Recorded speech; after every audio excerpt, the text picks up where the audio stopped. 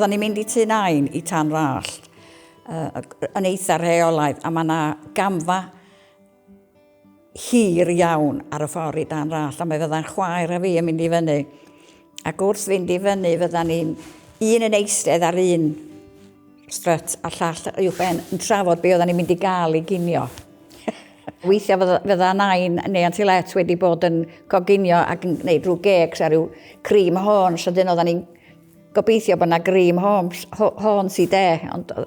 A mi fydda taid bob amser ar ôl amser cinio yn mynd ista o dan y cloc mawr, ac oedden ni'n gwybod bysa fo'n mynd i gysgu ac i chwrnu. A wedyn ar bnawn dydd Sadwrn, nad oedd o ddim yn betio rhywbeth a fel o, ond ar bnawn dydd Sadwrn, oedd o'n licio mynd i'r parlwr a sbio ar y teledu pai a sbio ar y rasio a gweld y cyffyla yn mynd o gwmpas i drio deud pari fysa'n ennill. Oedd gynno fo bleser mawr efo hynny.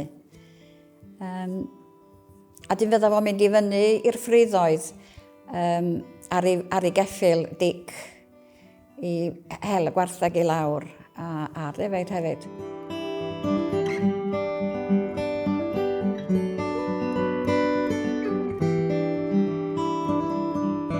Ond oedd taid efo cob go iawn yn mynd i fyny'r mynydd.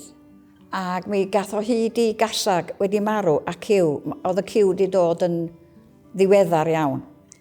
Ac mi ddoth y ciw i lawr i Tan Rallt. A Lwlw oedd enw honno. Rwy'n ni modri Antilet o roed yr enwa.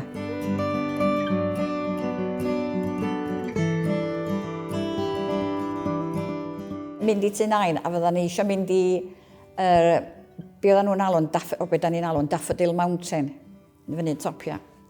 A mae'r cennin Pedr yna yn rhai dydyn nhw'n mi gael yn un llall fel dwi'n dall.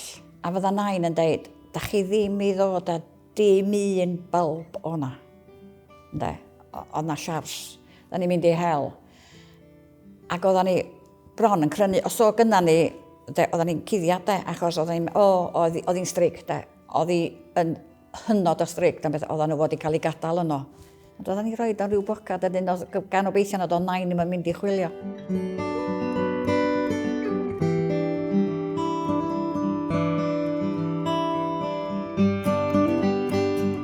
Mi oedd na gymeriad yn byw o dan Nain a taid yn Tom Llwynon, Thomas Davies oedd o, ond oedden ni byth yn galw o Mr Davies. Tom oedden ni'n galw o, achos pam oedden ni'n byw yn Rock House, oedden ni'n mynd ar draws y coed, ar draws y caeag i lawr, ac achos oedd gynno fo, oedden nhw'n alw y Cherry Farm. Dyn oedd gynno fo geirios yno, dyn oedden ni'n mynd lawr yna, fydda fo yno yn trio cael yr piogod ar y jes, fel bod nhw ddim yn bita'r ceirios. O gynno fo beiriant clwad, a fydda fo'n mynd i capal a fydda'r peiriant clwad ma'n gwychian. Oedd pawb yn gwybod na Tom oedd wrthi. A fydda fo'n deud, os ydych chi'n mynd i weld o'i drafod be oedd yn y Cymro, fydda fo'n deud, sdi be, chlywys i ufflwn o ddim byd ar y gwneudog na. A dyn hefyd, be oedd o'n neud, oedd o'n cnoed baco. Oedd, baco dy. A dyn, pam oedd o'n dod, wel, mae'n siŵr bod o'n gwneud, ond lle bynnag oedd o'n byw da. Ond fydda fo yn cnoi'r tobaco dy yma. Fydda yna allan am y grat. A fydda fo byth oedd y grat yn ddi, de. Ond mi oedd o'n cnoi. Dyna'r unig un welis i yn cnoi tobaco dy.